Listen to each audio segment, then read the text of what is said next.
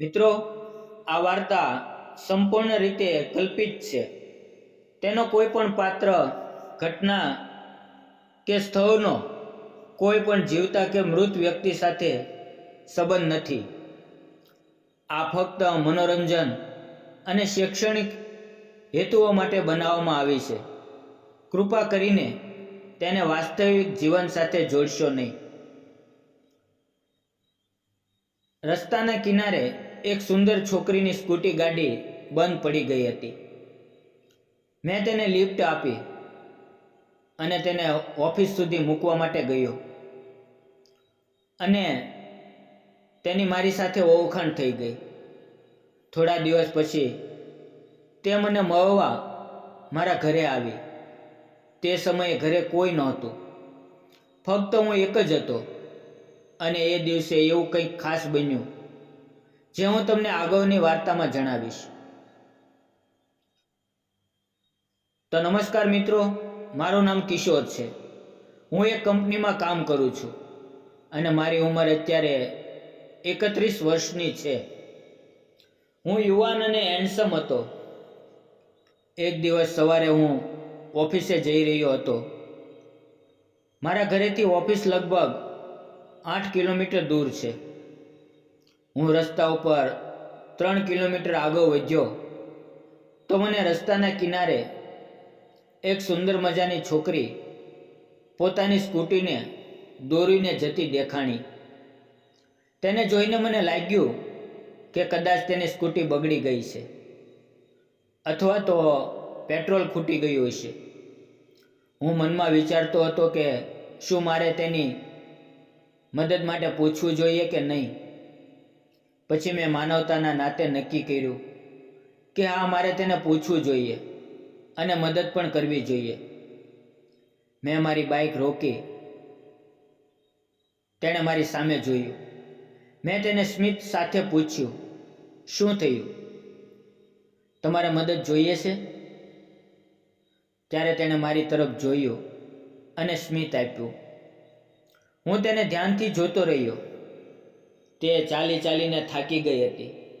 તેના ચહેરા પર પરસેવાના ટીપાં હતા. તેણે પોતાની સ્કૂટી સાઇડ સ્ટેન્ડ પર લગાવી અને પછી બોલી, મારી ગાડી સ્ટાર્ટ થતી નથી. હું મારી બાઇક પરથી નીચે ઉતર્યો અને તેની ગાડીની કિક મારી, પણ તેની ગાડી ચાલુ ન થઈ. મેં ઘણી બીજી પણ કોશિશ કરી, પણ કોઈ ફાયદો થયો નહીં. મેં તેની તરફ જોઈને કહ્યું, ગાડીમાં કંઈક મોટો પ્રોબ્લેમ લાગે છે. પછી મેં તેને કહ્યું, તમે તમારી સ્કૂટી પર બેસો. હું પાછળથી મારા પગથી ધકેલીને ચાલુ કરવાનો પ્રયત્ન કરું છું. તે થોડી ગભરાઈ ગઈ, પણ પછી મારો વિશ્વાસ કરીને તે સ્કૂટી પર બેસી ગઈ. હું પણ મારી ગાડી પર બેઠો અને પાછળથી તેની સ્કૂટીને પગથી ધકેલવા લાગ્યો. આમ જ 1 કિલોમીટર ચાલ્યા પછી હું પણ થાકી ગયો અને અમે બંને એક જગ્યાએ ઊભા રહી ગયા. તે મારી સામે જોઈ અને સ્મિત કરતી હતી અને તેની આભારભરી લાગણીમાં મને એક જુદી ખુશી અનુભવાતી હતી. પછી આ રીતે ફરી 1 કિલોમીટર અમે આગળ ગયા અને એક ગાડી રિપેરિંગની દુકાન આવી. ત્યાં ગાડી મૂકીને મેં મેકેનિકને કહ્યું, મોટા, આની ગાડીને રિપેર કરી આપજે. સાંજે પાછા ફરતી વખતે લઈ જઈશું. કારીગરે હા પાડી અને મેં તેને ગાડીની ચાવી આપી. પછી મેં તે છોકરીને કહ્યું, તમારે ક્યાં જવું છે? મને જણાવો, હું તમને મૂકી દઈશ. તેણે તરત જ કહ્યું, હું તાલુકા પંચાયતમાં નોકરી કરું છું. તેણે મને લોકેશન બતાવ્યું અને હું તેને ઓફિસે મૂકી આવ્યો. પણ મિત્રો, મજાની વાત તો એ હતી કે તેની ઓફિસ અને મારી ઓફિસ બરાબર નજીક જ હતી, પણ અમે ક્યારેય એકબીજાને જોયા નહોતા. ત્યાં પહોંચીને અમે બંને હસવા લાગ્યા. તેણે મારી સાથે હાથ મિલાવ્યો અને કહ્યું, મારું નામ કોમલ છે અને મારી મદદ માટે તમારો ખૂબ ખૂબ આભાર. તેનું સ્મિત જોઈને હું એક પળ માટે ખોવાઈ ગયો. તે ખૂબ જ સુંદર હતી. ગોરો ચહેરો, લાંબા લાંબા વાળ, તેના ગુલાબી નાજુક હોઠ, કાયા, બધું જાણે સપના જેવું લાગતું હતું. મેં તેને કહ્યું, આભાર માનવાની જરૂર નથી, આ તો મારી ફરજ હતી અને મારું નામ અમિત છે. અને મેં તેને કહ્યું, સાંજે હું તમને સાથે લઈ જઈશ. તેણે પણ હા પાડી. ઓફિસે ગયા પછી મારા મનમાં એક અજાણી હલચલ હતી. મને સતત એમ લાગતું હતું કે આજની મુલાકાત કંઈક ખાસ છે. હું ઓફિસના કામમાં જરાય મન લગાડતું શીખ્યો નહીં.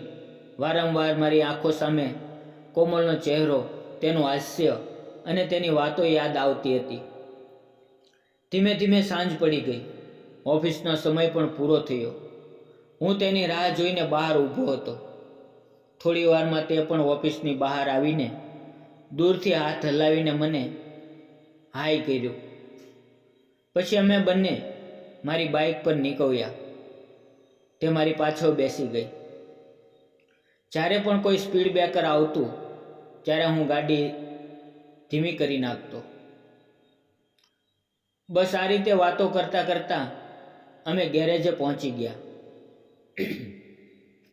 તે કારીગરે ગાડીને ઠીક કરી દીધી હતી અને એક બટન દબાવતા સ્કૂટી સ્ટાર્ટ થઈ ગઈ. મેં તેને પૈસા ચૂકવી દીધા. ત્યારે કોમલે ફરી એકવાર મારી મદદ બદલ આભાર વ્યક્ત કર્યો અને હસતા હસતા બોલી, શું તમે તમારો નંબર આપશો? મેં થોડી શરારતથી પૂછ્યું, શા માટે? તો તે હસતા હસતા બોલી, આમ તો કોઈ વાત નથી, પણ જો ફરી ક્યારેક સ્કૂટી બંધ પડી જશે તો તમને કોલ કરીશ.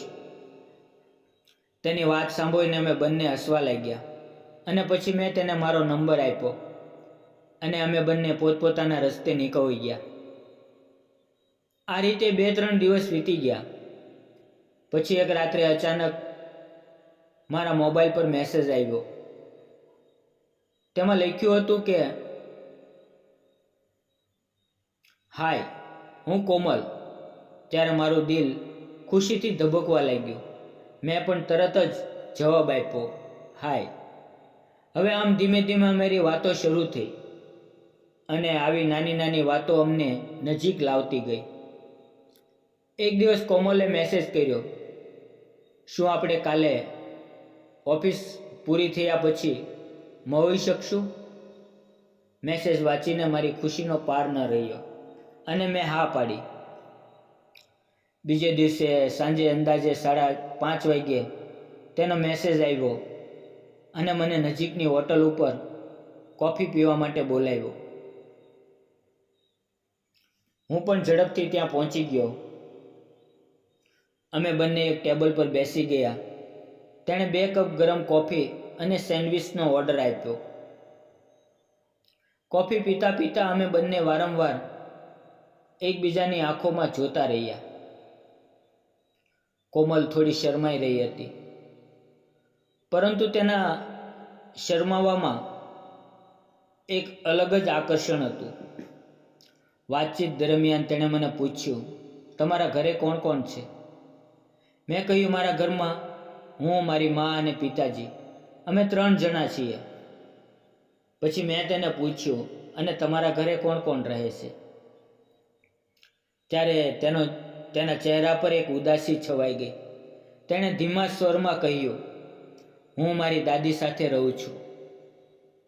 મેં થોડા સંકોચ સાથે તેને પૂછ્યું, તો તમારા માતા પિતા? આ સાંભળીને તેની આંખોમાં આંસુ આવી ગયા.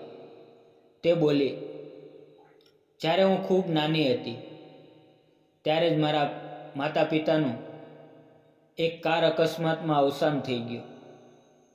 ત્યારથી હું મારી દાદી સાથે રહું છું. તેનું દુઃખ સાંભળીને મારું દિલ અંદર સુધી હચમચી ગયું. પછી હું બોલ્યો, તારામાં ખૂબ જ હિંમત છે કોમલ. ત્યારે અચાનક તેણે મને પૂછ્યું, તારા લગ્ન થઈ ગયા છે? મેં તેને કહ્યું, હજી સુધી મારા લગ્ન નથી થયા. તો તે હસતા હસતા ધીમા અવાજે બોલી, તો તે હજી સુધી લગ્ન કેમ નથી કર્યા? મેં તેને જવાબ આપ્યો, હજુ તો બધું બરાબર ચાલી રહ્યું છે. નોકરી પણ સારી છે, પગાર પણ સારો છે, અને હવે છોકરીઓ જોવાનું શરૂ કર્યું છે. અને મેં પણ તેને વાત વાતમાં પૂછ્યું, તારા લગ્ન થઈ ગયા છે? તેણે શરમથી માથું ઝુકાવ્યું અને બોલી, ના. અને તે સમયે મને લાગ્યું કે આ મારા માટે બરાબર મોકો છે. અને મેં ધીમે ધીમે મારો હાથ આગળ વધારીને તેના હાથ ઉપર મૂકી દીધો. તે મારી સામે જોઈ રહી હતી. તે ક્યારેક મારા હાથને જોતી તો ક્યારેક મારા ચહેરાને. તેના ચહેરા પર નાનું એવું હાસ્ય ખીલી આવ્યું. એ સમયે મને એવો અહેસાસ થયો કે કદાચ હું પણ તેને ગમું છું. ધીમે ધીમે બહાર અંધારું થવા લાગ્યું. ત્યારે કોમલે કહ્યું, હવે આપણે ઘરે જવું જોઈએ. અમે બંને પોતપોતાના ઘરે જતા રહ્યા. આમ જ થોડા દિવસો જતા રહ્યા. મેં તેને મેસેજ કર્યો, આજે મારા માતા પિતા ગામડે ગયા છે, તો આજે ઘરે આવ, હું તને મારું ઘર બતાવું. તે થોડા સમય શાંત રહી અને પછી બોલી, હું રવિવારે આવીશ. 2 દિવસ પછી રવિવાર હતો અને આજે મારો દિવસ ખૂબ ખાસ થવાનો હતો. જ્યારે કોમલ મારા ઘરે આવી ત્યારે ઘર જોઈને એ બોલી, તમારું ઘર ખૂબ જ સારું છે અને સુંદર છે.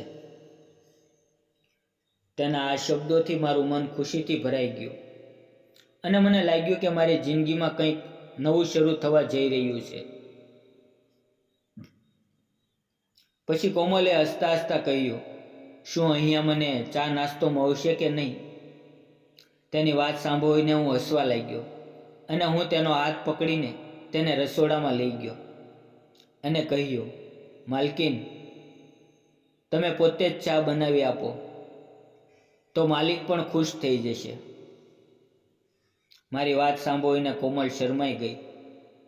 પછી કોમલે અમારા બંને માટે ચા બનાવી. અમે બંને ટેબલ પર બેસી ગયા અને ચાનો આનંદ માણવા લાગ્યા. ત્યારે અજાણતા જ અમારા હાથ એકબીજાના હાથમાં આવી ગયા અને અમને પોતાને પણ ખ્યાલ ન રહ્યો કે આ સમય અમારા માટે કેટલો ખાસ છે. મેં કોમલની આંખોમાં જોયું અને હિંમત કરીને કહ્યું, કોમલ, શું આપણે બંને લગ્ન કરી લઈએ? મને ખરેખર દિલથી તારી સાથે પ્રેમ થઈ ગયો છે. મારી વાત સાંભળીને કોમલે માથું ઝુકાવી લીધું અને તેના ચહેરા પર સ્મિત આવી ગયું અને તે શરમાતા શરમાતા બોલી, મને પણ તું ખૂબ ગમે છે. એ દિવસ પછી અમે અવારનવાર મળવા લાગ્યા, પ્રેમભરી વાતો કરવા લાગ્યા. હવે જિંદગી ખૂબ જ સુંદર લાગવા લાગી. એક દિવસ મેં મારા મમ્મી પપ્પાને અમારા બંનેની વાત કરી. મને થોડોક ડર હતો કે ક્યાંક તેઓ મારો વિરોધ ન કરે, પણ આશ્ચર્યની વાત તો એ રહી કે મારા માતા પિતાએ ખુશીથી મારી વાત સાંભળી.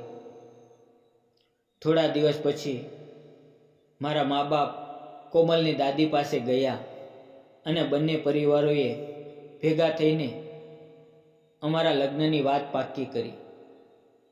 થોડા દિવસમાં અમારા જીવનનો એ સોનેરી પ્રસંગ આવી ગયો, જ્યારે હું અને કોમલ લગ્નના પવિત્ર બંધનમાં બંધાઈ ગયા. મારી જિંદગીનો એ દિવસ આજે પણ મારા માટે ખૂબ ખાસ છે, કારણ કે એ જ દિવસે મારી ખુશી, મારું સપનું અને મને પ્રેમ મળ્યો. મિત્રો, ક્યારેક જિંદગી આપણને દુઃખ આપે છે, એકલા પાડી દે છે, પણ સાચો પ્રેમ એ જ હોય છે જે અંધારામાં પણ આપણો હાથ પકડીને આપણને ઊભા કરે. ભૂતકાળ કેટલો પણ કઠિન કેમ ન હોય, જો કોઈએ આપણને દિલથી પ્રેમ કરે તો એ જ આપણો સૌથી મોટો આધાર બને છે. સંબંધો ફક્ત સુંદર ચહેરા કે પરિસ્થિતિ ઉપર ટકેલા નથી રહેતા, પરંતુ તેમનું સાચું મહત્વ ત્યારે જ હોય છે જ્યારે આપણે એકબીજાને દિલથી સ્વીકારીએ. એટલે જ મિત્રો, તમને સાચો પ્રેમ મળે તો તેની કદર જરૂર કરજો, કારણ કે એ જ જીવનનું સાચું સૌંદર્ય છે. જો મારી પ્રેમ કથા તમને ગમી હોય તો વાર્તાને લાઈક, શેર અને સબસ્ક્રાઈબ કરવાનું ભૂલશો નહીં. ફરી મળશું એક નવા વિડીયોમાં. ત્યાં સુધી આવજો. અને વિડીયો પૂરો જોવા બદલ આપ સૌ ગુજરાતી મિત્રોનો ખૂબ ખૂબ ધન્યવાદ. હું દિલથી આભાર માનું છું કે તમે મને તમારો પ્રેમ આપો છો. જય ગુજરાત. ધન્યવાદ મિત્રો.